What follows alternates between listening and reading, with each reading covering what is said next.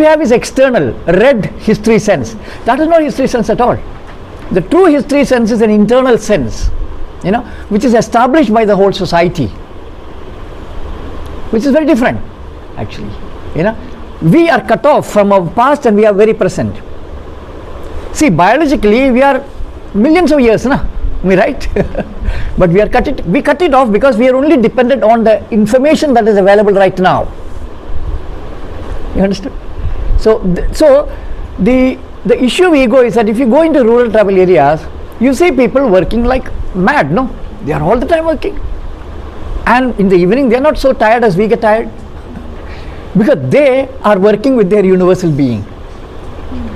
We are only working. I am doing. See? Now, this is also reflected in the language that people use.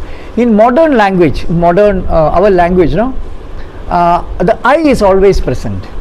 I am the doer. In all our oral languages, in indigenous languages, I am not the thing, all happening languages.